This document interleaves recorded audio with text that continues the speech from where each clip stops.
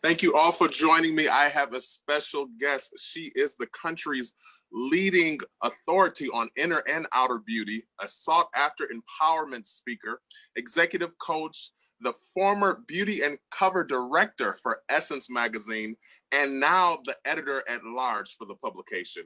She's also an author of her most recent work, which is Editor in Chic, How to Style and Be Your Most Empowered Self. Please help me welcome the one and the only Miss Mikki Taylor. Miss Mikki, how you doing? I'm doing just fine and honored to sit with you tonight.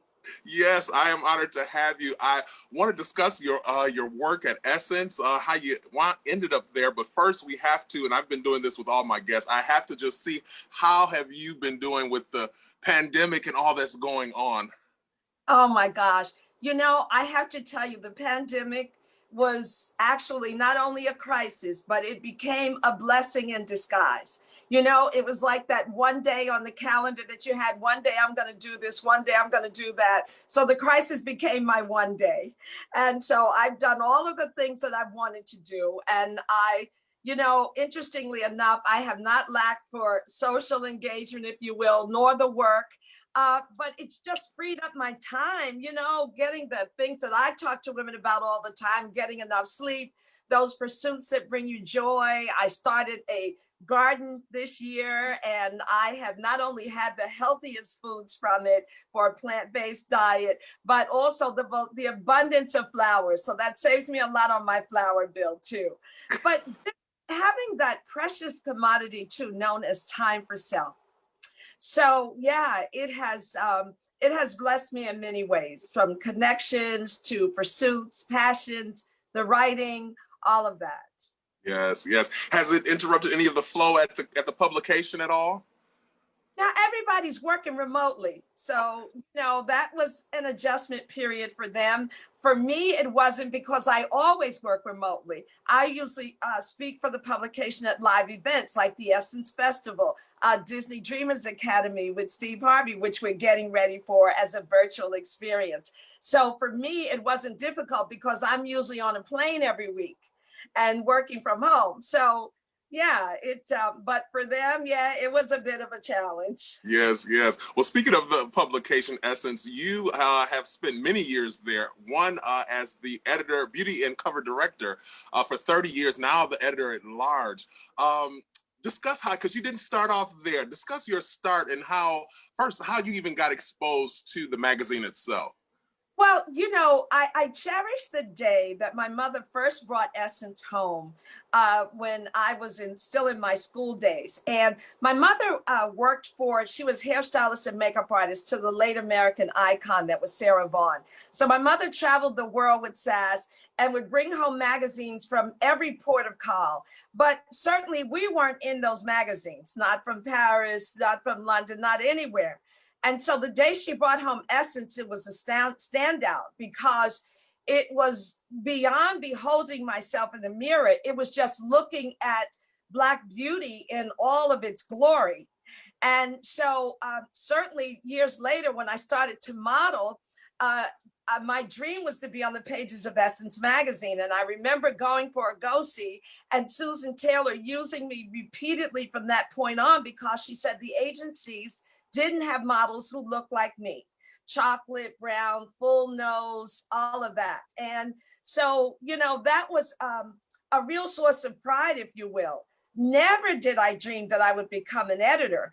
But so after modeling, I started a career on 7th Avenue with a then little known firm by the name of Tahari Limited, and doing merchandising and fabrications, working with production and all of that. And the Essence team used to come to Tahari to borrow clothes for the shoots. And so when there was an opening in 1980 in the fashion and beauty department, I was hired for that first role. Oddly enough, that first role was kind of mirrored where we are right now, in that Black women were going to work and not getting the salaries of their Caucasian counterparts. So what did we do? We sewed our clothes. So my experience from 7th Avenue tied right into having fashions created that we could sew for the fashion and beauty pages. 1 year later, after poking my head into beauty, Susan became editor-in-chief, and she appointed me as beauty editor, and I eventually became beauty and cover director. And so it is just a joy to get up every day, still here 40 plus years later, and go to work for Black women. Yes, absolutely. Now, you threw out there that you eventually became a beauty and cover director, but that's a lane that you defined for yourself, if I'm not correct. How did you get the courage to go to the powers that be and say, hey, you need this office and I'm the one that has to fill it? Well, I came of age with an edict that said, if the best is possible, then good is not enough. And so if you see better, if you see best, it rests with you to go for it and to execute it. And so I came up with an idea to really give the Essence cover synergy, because in looking at the newsstand at that time, there were so many titles aimed at women in what we call the general market, every color but us. And Essence was the only magazine talking to us about every aspect of our lives. Many times at the checkout or at newsstands, the logo would be covered up. And I wanted Black women to know that this was their magazine no matter what. So if the logo was covered up, they would still recognize, oh, that's Essence right there. So I wanted to give the cover that synergy. I laid it out. I pitched for the position. And I remember being asked, well, what about the art director? How will he feel? I said, oh, we're going to make a great team, and he's going to look really good.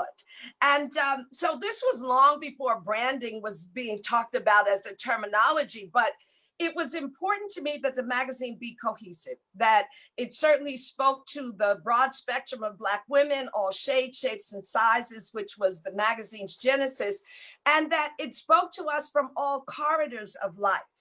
And so, in fact, Essence was one of the first magazines to put celebrities on the cover, but also one of the first magazines to put a gang girl on the cover who talked about her experience, because this is life. To talk about, this is the face of AIDS, and we put a beauty from Chicago on the cover. And so we always said that Essence magazine, we put this magazine out for and about ourselves. And so when that's the starting point, it's not work at all. It's not work at all. 6 years into my work at Essence, I pitched for the position of cover editor and became beauty and cover director. Wow, amazing. I'm curious, what's been your most memorable cover under that position? Oh my gosh. That's like the desert island beauty product. They say if you were going to be stuck on a desert island, what would be your must-have product? And I always say I wouldn't go, because I couldn't have just, I would have to pack to be stranded on a desert island. You heard that first. So yeah, but oh gosh, there's so many. I can't say one. I've done at least 7 covers with Mary J. Blige. A joy to work with every time. Such a chameleon. The same with Oprah. Every time I worked with Oprah, I went in search of a different woman, a different casting, a different possibility. It was certainly epic to shoot the first family portrait of the Obamas. And that became our September 2008 cover, and to work with them, to work in the White House with Mrs. Obama and her mother for a cover. It's an endless list of our history, really, because I have worked with everyone from Rosa Parks to including Oprah and Michelle Obama. So it's been quite a journey, and captured on the cover, captured in a lot of, we did a lot of videography, which is what led me to create my own film company, because, behind the scenes, I would always do those behind the scenes shoots or film shorts with cover subjects like Will and Jada, certainly Oprah, different ones. And so it just is another platform for me to tell our truth. Mm. Wow, speaking of the covers, on the July-August cover of, I think Billy Porter is the featured artist on there. Under the title of Essence, there's a little line that says, Black stories matter. And in this climate of Black Lives Matter, all the stuff that's going on, from your vantage point, why are Black stories so important right now? Well, it's because our narrative has been mishandled and has been told in total error up until this point.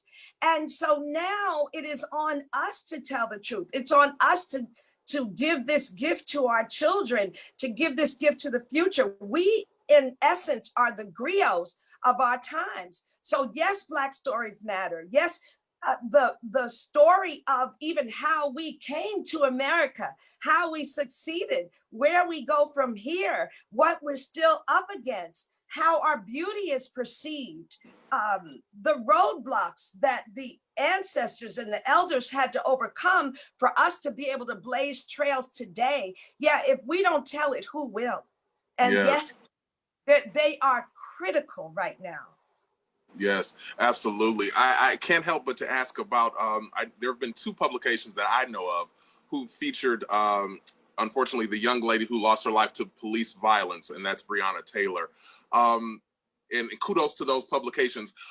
Is there a risk when a publication steps out to lend their voice to such a sensitive topic? Is there a risk that they take to do that?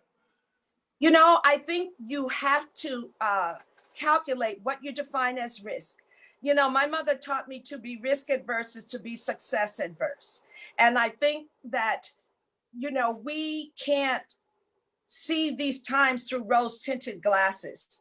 If media has a responsibility, its responsibility is first and foremost to tell the truth, to mirror the times, to, you know, to share the things that will unify us and talk about the things that are separating us. I think that that is at the very least journalism. Mm-hmm. So yeah, risk be darned. I think that any publication worth their grain of salt has to step across that line. Yes, yes, absolutely. Well, you were the former beauty and cover director for 30 years, now the editor-at-large for the magazine, but you are also an entrepreneur, author, speaker, and we want to talk about your latest book, Editor-in-Chic, How to Be Styled and Your Most Empowered Self. I've got to ask, how did you get into, I guess, what prompted this idea to want to become an author? Because this is your third publication, correct? You know, I only write books when I have something to say, because books for me are a conversation. And I was traveling the country and I found that there was far too much survival talk among us. And we weren't created to survive. We were created to thrive. And so I wanted to enter the conversation and change the tone. So I wrote Editor-in-Chic, you know, specifically for that reason. And it has three tenets. One, to help us own our lives. Two, to celebrate our beauty. And three, to master our purpose with distinction. And it really talks about what that blazing those trails looks like. And it's not only my voice, it's the voice of experts around the world. It's sisters who have lived, as I say, women like Jill Scott and Marjorie Harvey and Lisa Nichols and Yolanda Adams and Iyanla Van Zandt and so many more, because I don't like untested advice. And so I wanted to certainly write a book that wasn't a reality show in its nature, but here was a book that you could check in with every day and get a piece of information to help you move your life forward. So yeah, that's why I wrote it. And it really talks about those things that I know are critical. You know, first, the inner peace. You know, if you look at what it means, what self-perception means in this day and age, if you look at the importance of having a celebration circle, that's a team of celebrants who push, polish, check, support you. You know, I always say your greatness was not designed to operate in isolation. So who's in the circle to keep lifting you higher, to remind you of the truth of who you are? And then, of course, yes, it deals with the outer beauty. It deals with makeup and the hair, and not only from self-care perspectives, but you know, from the truth. Like I learned that over 27 million of us were losing our hair to some form of alopecia. And that said to me that stress is processing us as opposed to us processing it. It talks to you about, you know, wardrobe, because, you know, I really believe that getting dressed for your body type should be one of your greatest pleasures. And so I wanted to demystify what great style is. And so, yeah, it talks about all of that. And then certainly mastering the empire that is you, Inc. And Yeah. what will be your legacy? What are the fruits along the journey? How does the purpose that lies in you, how does that bless others? Because it wasn't given to you just for your sole purpose. So yeah, so it talks about all of that. It's what I call the kitchen table talk. And whenever you sit at the kitchen table to talk, it's going to be some serious stuff, but it's going to be good for you. Yes, yes. You've said so much. I got to unpack some of that. You talk about the celebration circle. We understand that those are people who are going to not only celebrate your wins, but they're going to help you get there. How does one even define who should be in that circle? Well, it's like anything else of value. You have to curate it. It doesn't happen all at once. You don't decorate your home all at once. You don't fix you have ingredients that go into a meal that make it what it is. A celebration circle is curated, and it's curated over time. It's curated by people who have strong values, people who have been maybe where you're going, who could tour you on the path of where you're headed, who won't come to your pity parties, but pull you out of them, who'll Samaritan you when you've fallen and help you make that comeback greater than when you started. They'll remind you of the truth of who you are and keep you on purpose, because you don't have time for delays. You don't have time for distractions. You don't have time to lose your focus. So, it's essential to have a celebration circle. I call them a team of celebrants, and, no one should be without one. Yeah, so important. You don't have time. It's funny because you always say you don't believe adult women or adults period should have a wish list. They should have a checklist. Explain that concept. Yes. So, wish lists are for children. When you grew up, you wish for this and that for your birthday, you wish for this and that for Christmas or what have you. But when you become an adult, that's the time to own your life. And it's about a checklist. It's, for example, even when I started my garden at the top of COVID at the end of March, I said, I went from idea to I did it. That's a checklist. And so that's how it is. Whatever is important to you must be realized. And you want to go from idea to I did it. When we are adults and we daydream, that's really a form of hallucination. And we don't have time to hallucinate. Yeah. That's heavy. That's heavy, Miss Mikki. You can't allow it. You have to hold yourself accountable. What are you doing every day so that what you desire shows up in your life? And you have to count it important. And that means that you have to set boundaries. You even have to learn how to lovingly say no to others and some things so that it doesn't prohibit you from making progress. Yeah, because that calendar, in reality, aside from the joke of COVID, that calendar with someday or one day never comes if you don't accelerate your pace to get to it. So good. You talk about the celebration circle, but let's talk about what you call the inner coach, because you said if your inner coach is not affirming, and this is for women, how fierce you are, fire her. Talk about that inner coach and how one even develops that skill set. Yeah. So again, every day that you rise, you have a choice to make withdrawals or deposits with self. You can't even teach other people how to honor you if you don't honor yourself. And it begins with that inner critic. And, you have to look at what is playing out in your mind.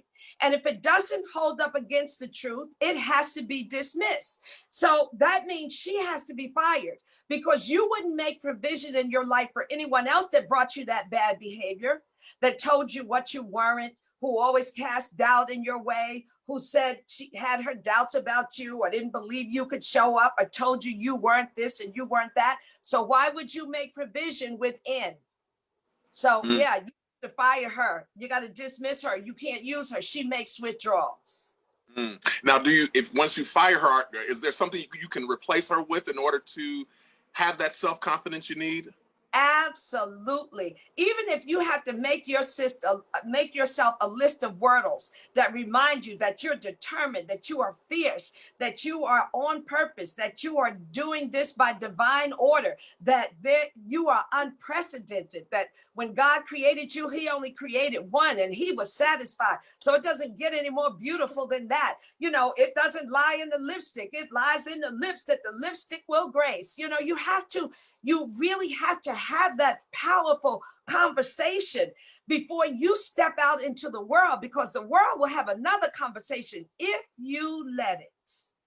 If you, Mm, yeah, so yeah. true. We were talking about the checklist. Now, I know there are many women, and this is catered to women, but of course, all of us can learn from it. But many women have a checklist that is a little longer now with COVID. You know, the kids are being homeschooled. They need to buy computers. We got to buy this device. How does one, because you talk about defining or finding your own lane in editor-in-chief, how does a woman define her own lane when her complete checklist is about the kids, the spouse, career, keeping the house in order? How does she step away to even find herself? So, you know, as I said at the top, I don't believe in untested advice. So I'm a mother of three. I've been married. I just celebrated my 38th wedding anniversary. Thank you. You know, I have always been a brand within the brand. So I've always been brand Mikki within essence. So entrepreneurship, if you will, pushing this brand forward is not foreign to me. And so my youngest two children are 17 months apart. So one would think that time for self would evaporate the moment they were born. Not so. So, you know, you get 24/7. How are you going to use them? How are you going to manage your energies? For me, that meant rising an hour ahead of my family to have time for self, because I treasure my vision space. What goes on in here, I need silence to nurture that, you know, and so you want to nurture what you need to grow and starve what you need to check. So that means you got to rise up ahead of your family. You got to understand the many roles that you play and how much energy you can give to each one. So Mm, on any given day, when my children were small, they needed to go to school. I could be heading to the airport. I could be heading to a shoot, or certainly maybe heading to the office, you know. So again, and how are you delegating? How are you setting boundaries? How are you training up the children in the way that they should go, that the Bible talks about? My husband and I dated every weekend when the children were little, because love life is what brought them here. So again, you have to really, that's again part of owning your life. It's how you structure what matters. And it's important for you to thrive. As a woman, it all revolves around you. absolutely. You're a mother and a wife, and you're trying to homeschool and manage all of this. It all falls apart if you don't have it together. So true, so true. I've got to pivot because you're an expert in beauty and fashion, and many of our industry professionals are dealing with a situation they've never planned for. Some are back to work, others are not. From your vantage point, how can the professionals now, I guess, pivot in order to save the industry, first of all, and then, you know, maintain their lifestyle?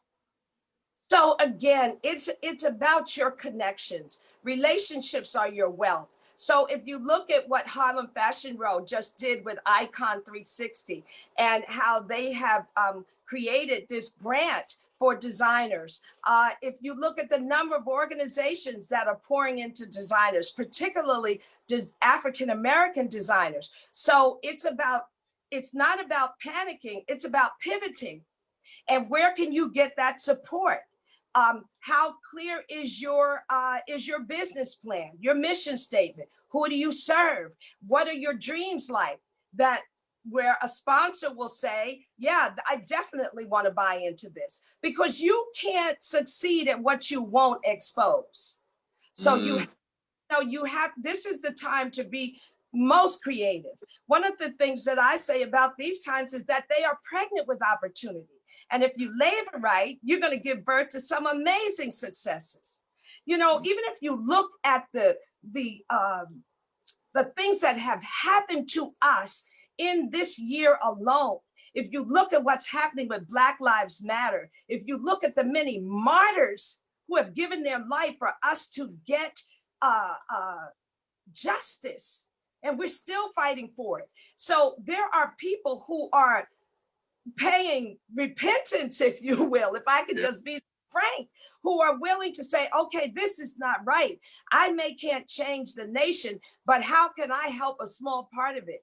What industry can I help? And so fashion is now being pulled forward as a result of exposure, good, bad, and very ugly. Yeah. Wow, so true. I've got to talk about some of your ventures. You have the book, but you also are an entrepreneur yourself, and you have other ventures that you do. Talk about some of the work that you do outside of Essence and being an author. So certainly I have been a member of the Screen Actors Guild, I guess about 10 years, if you will. And it's just been really important for me to have a vote. I've been a voting member, to have a vote and a voice in how our stories are told, who gets recognized, if you will. And so I have been supporting the arts during this length of time, and certainly doing the work of an executive producer and director to a degree. So it made me say, okay, there are unexpected stories about women of color that still need to be told. And so I started my own film company last year, Satin Doll Films. It's a division of my company, Satin Doll Productions. And so I'm working with a director now, and we have several pitches, out there on the table, and one that's being packaged right now. And I'm, looking forward to the year ahead. I'm so excited that we're going back to work, that certainly the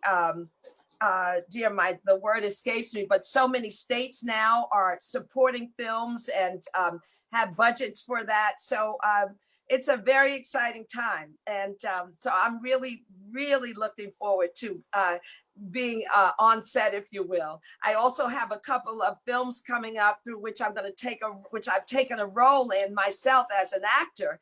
And so going back into performing a little bit, and we'll see how that goes. Wow. Was that a journey for you, getting to that place where you could be back in front of the camera, or? I guess one could say I've always been in the journey. It's going to be interesting to take on these roles, and yet I take them on from a Black woman's perspective, understanding our experience and the honor of being showcasing them. Yeah, so it's pretty exciting. Pretty exciting. Wow. You mentioned your mom earlier and her entrepreneurial ventures, how she traveled and did hair wardrobe for many of the greats during her time. I'm curious, what was your takeaway during that period? What did you take from her that has helped you become who you are today? I think certainly her affirming attitude and the way she poured into the women that she worked with. I remember her telling me a story that one time all of them had went to see Billie Holiday, and it was a dark moment for Billie. And Louis McKay said to my mother, could you, go back and do her hair and makeup? I don't want the folks to see her like this. And she did, and she poured into her. I remember her talking about little Esther Phillips not feeling beautiful. And I thought Esther Phillips was gorgeous. She had a gap that I thought was just amazing. But, in this country, that gaps weren't the standard of beauty. And my mother kept, just reminded her of how gorgeous and uniquely beautiful she was. And certainly Sass, her many incarnations of Sarah on album covers and on stage. I remember one time I got to go to the Ed Sullivan show and to see, mommy backstage doing hair and makeup. And then the dancers, because variety shows had a lot of dancers then. And so I just thought beauty was the most glamorous, glorious thing ever. So to see the dancers all back there in their costumes and the backstage makeup, this was long before, one got to go backstage at a fashion show. You're at a variety show. And I remember the Jackie Gleason show. Those dancers were like Radio City Rockettes, if you will. And so it was just, the whole experience was amazing. And then I think too with the everyday gals, in that my mother opened a beauty salon when she came home off the road. And just to watch those women come in there, I always love listening to grown folks' conversations.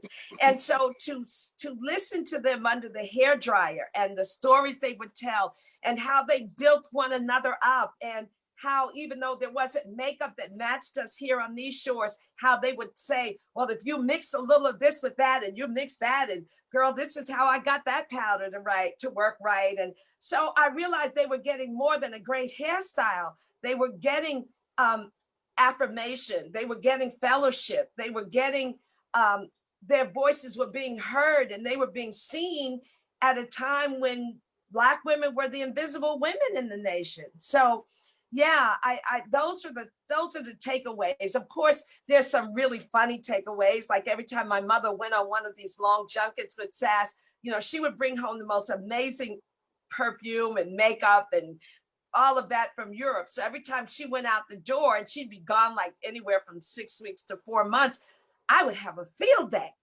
Of course, I knew I was going to get in trouble when she came back home, but what the heck, it was amazing for a long time. So I think that, that's probably where my love of beauty and fashion developed. Just, the joys of being a woman, and, all of these toys, if you will, with which you get to express your beauty. Yes, Yeah. absolutely. Yeah. That had to be a very exciting time to experience. I recall you saying how at any given time, it might be Sammy Davis Jr., Ella Fitzgerald in the house.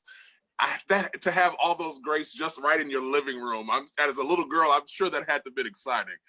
To me, I knew they were, in my early age, I didn't really know the names, but I knew they were glamorous people. They had great style. They spoke differently. They smelled fabulous. And so, that was pretty exciting.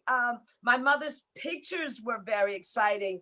Her jaunts were exciting. I remember one time she came home and she had this big white monkey, like what you'd see in the circus. And it was a gift for me from Sammy Davis Jr. And he was so big, he had to have his own seat on the plane.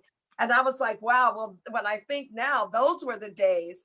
Or when the furriers would come to the house and they would display all these furs and pelts. And I remember for my 8-year-old birthday, I think it was that she ordered a mink collar from my little cloth coat. And so, because I wanted a piece of the action, so to speak. So yeah, it was fascinating, but I think the wonderland of it all for me wasn't in, like their names, but just how they carried themselves, how they showed up, even the church ladies and my grandmother's friends, the sisters played cards every week, their tea parties, and they wore the white gloves and the little silk stockings that swished when they rocked and all of that.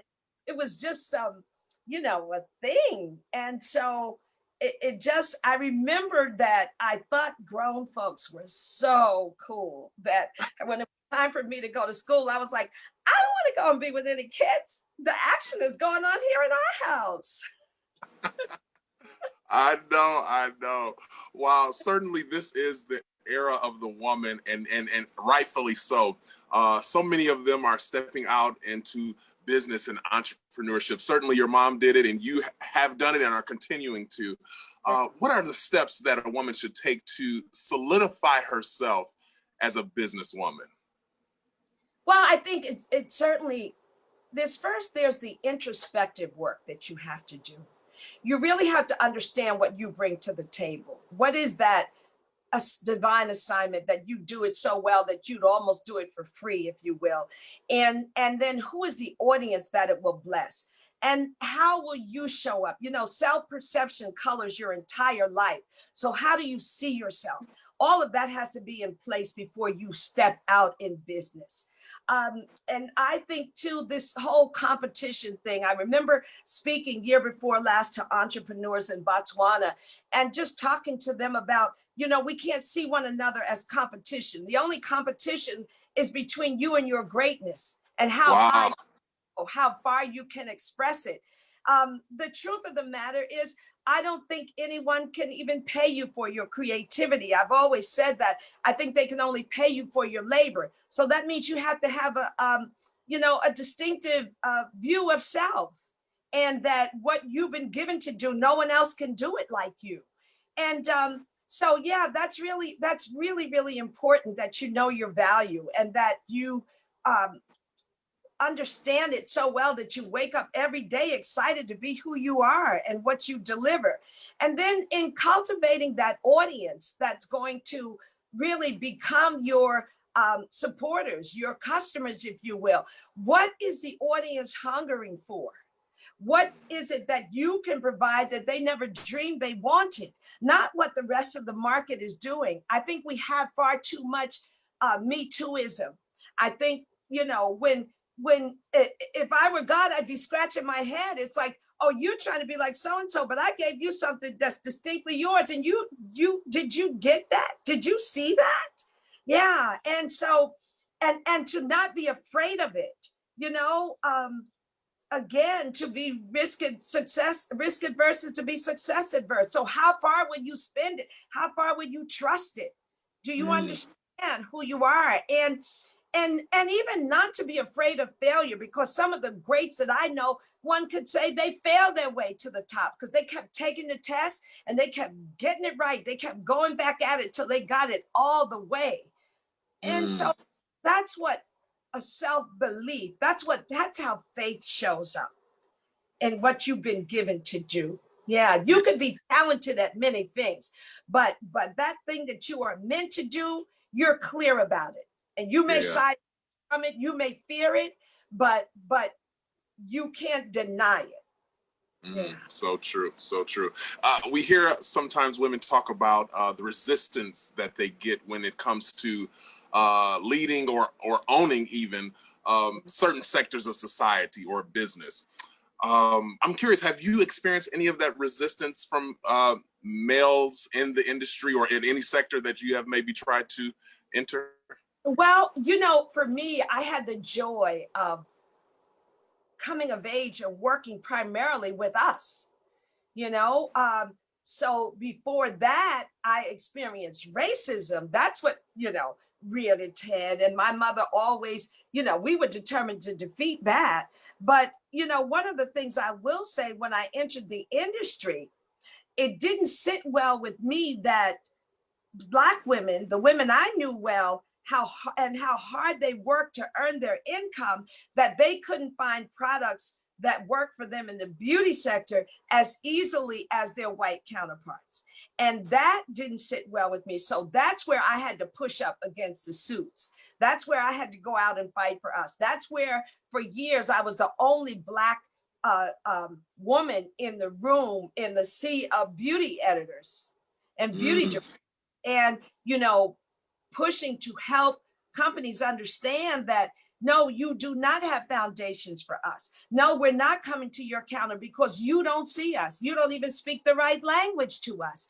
And I remember, after a while, I began to chair what was known at Essence as the Smart Beauty Breakfast. And we would invite the industry in, and one was held on language, one was held on marketing and advertising, do's and don'ts. And so we really went through beauty one-on-one in how to market to Black women, because they were just using all the wrong terms. For example, in the 90s, they were talking to us about wrinkling. Well, by the time a sister wrinkles, she's earned every one of those wrinkles at 90 years old. You better not talk to her about those lines in her face. You would get a slap. But just the things that were coming to us, but they missed it clear clipping. So that was the advocacy. That was, me as beauty activist, if you will, for a long time in getting products on the shelves that spoke to us. So good, so good. And kudos to you for doing that, because it has opened the door for many of us to create our own products. So I believe that was a necessary move. Yeah. Thank you for blazing that trail. Wow. I have to ask again, you mentioned it, it's a hot topic and a necessary one in our climate, and that is racism. And I want to get your commentary. I was asked a question by a Caucasian brother recently, and he was just asking, having an open discussion, and he said, do you think it is better, racism, now than it was 50 years ago? And I gave my answer to him, but I'm curious as to what you would say. Do you feel it is better now than it was maybe 50 years ago? It's more sophisticated. It's more sophisticated. So you don't have Jim Crow, but what do you have? You don't have lynching anymore, but you have death by bullets in broad daylight. It's like saying, you've got some good tomatoes there. Never mind that they're rotten. At least you got some tomatoes. Really? Wow. Wow. Yeah. Wow. It's more sophisticated. Yeah. And that's not necessarily a good thing when you really sit and think about it. Right. You know, you'd almost rather it be blatant in your face. Right. You know what you're dealing with.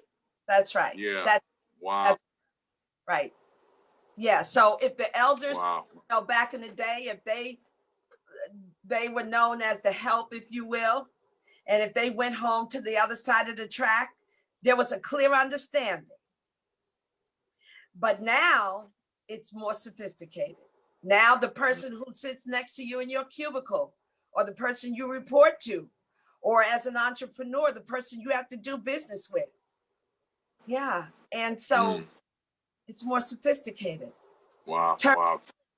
Change. Wow. Yeah. You're a woman of leadership, and I have to ask, we potentially, if God's willing, as the United States of America, could be looking at our first Black Madam Vice President, if God wills. How does that make you feel as a Black woman? Oh, proud that I lived to see this time in our history. Just we've had the light on for this moment, if you will. I think that we are finally walking in the dreams of our ancestors, that this is not only a dream, this is a reality. This is really happening, that even as Madam Harris said, that Joe Biden had the audacity to select a Black woman as his vice presidential candidate. Yeah, I get goosebumps every time I say that. And so, for me, I have something now to show my children that my mother didn't have. My mother was involved in politics. We came of age in the city of Newark. My grandmother and my grandfather migrated here from the South. And so, when I look at these times, if I go back, thank God my father lived to see Barack Obama be elected. These are, and then on the other hand, I just have to interject and say, it's hard for me that we are still having first in 2020. Because this is the future, but we are having first. We're behind. The country is behind because we are still having first among us. Thankful, grateful to God, hard fought to get here, but we are still having first. And when you stop to think about what that means, you understand the ill winds that have come against us to even get these first here in 2020. I mean, if you grew up watching cartoons, for example, the Jetsons, and you think about the Jetsons flying all around in futuristic cars and so forth. This is 2020. What are we saying? What have we said? What has been right? Wow. So And true. Wow. still the whole birther still being questioned. Still. How many times we got to pass the litmus test? Yeah. Wow. Wow. Your book, Editor-in-Chic, you make a wisdom principle or a point early on in the book, actually, and it states, life is a perfection of a point of view and a divine plan. I'm curious how to decipher between personal ambition and the divine plan. Well, they are really inextricably bound, because again, that's about you discovering your purpose. You know, why am I here? I'm not here to just exist. I was created to do more than make money. I am more than the title that's on my business card. I am more than the name or the number on my paycheck. So they are inextricably bound.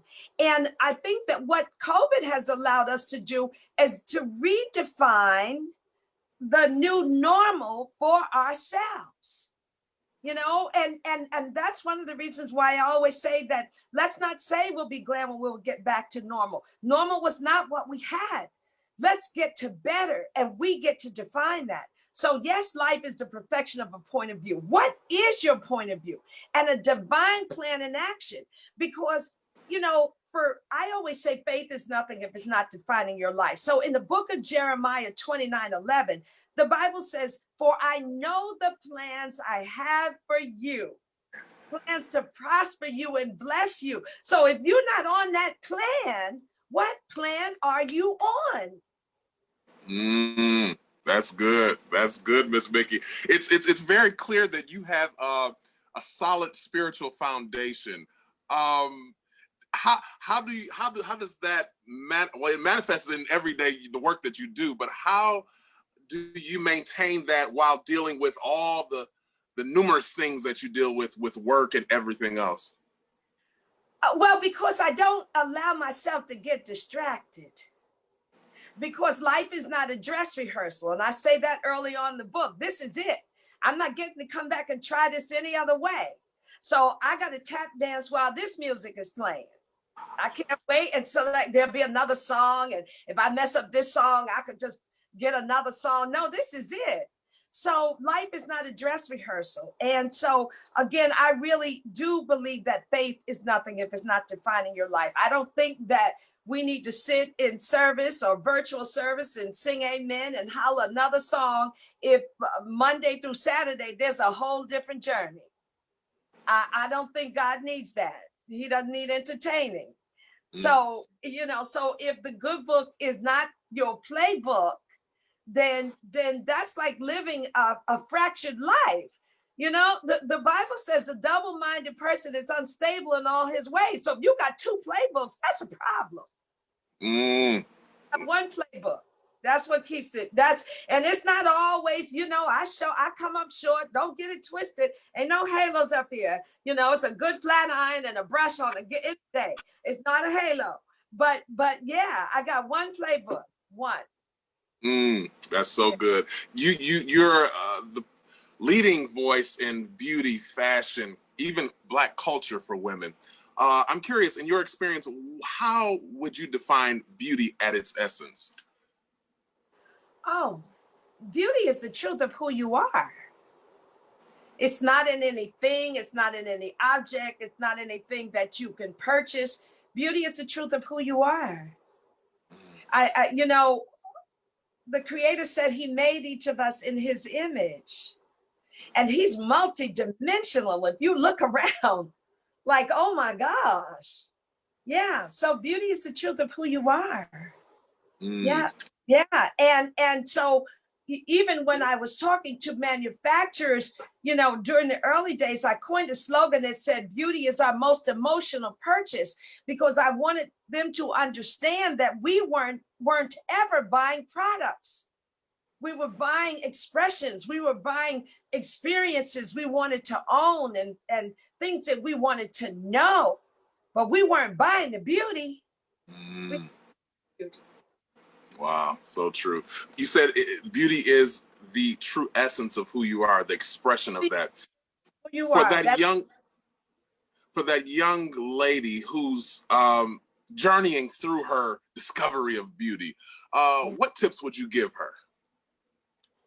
Well, first of all, I would always say that don't compare yourself to others. You know, the old expression, comparison is the thief of all joy. It really is. Don't compare yourself to others. You are a unique, unprecedented, divine original. Stay focused on that. Enjoy that experience. Understand the truth of who you are. When you look in the mirror, don't take it for granted. Behold yourself. Um, get engaged in self-care, because more than how you look, what are you about? Because that's part of how beauty manifests itself. It shows up ready. It's loving, it's giving, it's inspiring, it's fierce, it's fearless, it is leadership. It has so many dimensions to it. So, you know, I think that part of the problem is we, our young women, have to be careful not to allow social media to rob them of their truth, because everybody's banking on what they see on social media as having value. Now you have to watch the content that you consume, because you could be basing your value on that which is counterfeit. Mm. Yeah. So you have to watch where you spend your dwell time. You have to understand the source. I go on social media like anybody else, but you have to understand the source. You have to understand what you're getting from it. Is it infotainment or is it entertainment? Is it making a withdrawal or is it making a deposit? Does it leave you feeling better or does it leave you feeling worse?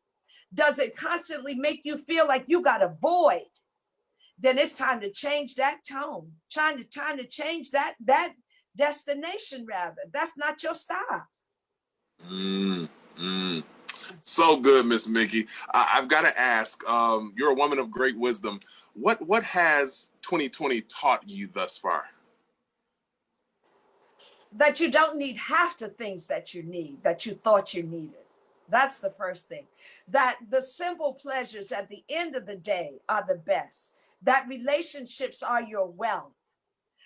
That joy is something that resides within it. It doesn't depend on anything. And don't trade it in for happiness, because that is fleeting. But joy is something that can be constant if you don't get in the way. Yeah. So those are, yeah. And study much. The elders used to say that, study much. So I read, you know, I'm if they ever lit a match to this house, it would be because of the books that it went up in flame. Because I read every single thing. Yeah, Wow. I've got everywhere. Yeah. Wow. Speaking of books, I can't help but to admire the covers of the storyboard that you have behind you. Yes, yes, yes. This is my inspiration board, my board of fierce Black women and all our strengths and complexities and how we show up and see ourselves. So yeah, every shade, all hair textures, all, you name it. We're all here. Everybody from Michelle Obama to every model, you know, Rihanna, Beyonce, you name it. The whole tribe is here. Yeah. Wow. Editor-in-Chief, the new book, How to Be Styled and Your Most Empowered Self. Yeah. Before we go, how can individuals get their hands on the book and connect with you? So they can get their hands on the book at Amazon.com, BarnesandNoble.com, you know, all your favorite sites. You can purchase the book there. And then you can follow yours truly and continue the conversation on my social media platforms, Instagram, Twitter, Facebook, at I am Mikki Taylor. Yes, definitely. Miss Mikki Taylor, any special big events underway with Essence? Oh, well, you know, 2021 is underworks, you know, on the table. And I can't, you know, share a thing, but I can tell you it's going to be big. It is going to be epic. I don't even want to say big. I'm going to say it's going to be epic. Yeah. Yes, absolutely. And I know many are sitting there hoping and wishing that the festival will be back on because they missed their opportunity. But I trust that you guys are working to bring that something special to the audience. Indeed, indeed, indeed. This is our 50th anniversary. So, you know, we got to make up for the party. Absolutely. Well, Miss Mikki, I appreciate you joining me. Get the book, you guys, Editor-in-Chic, and also get the latest publication of Essence. And be sure to follow Miss Mikki Taylor and connect with her. She is definitely a leader in the beauty, fashion, and empowerment industry. Miss Mikki, I appreciate you so much. Stay well and stay safe. Thank you. Likewise. All right. Take care. Yeah.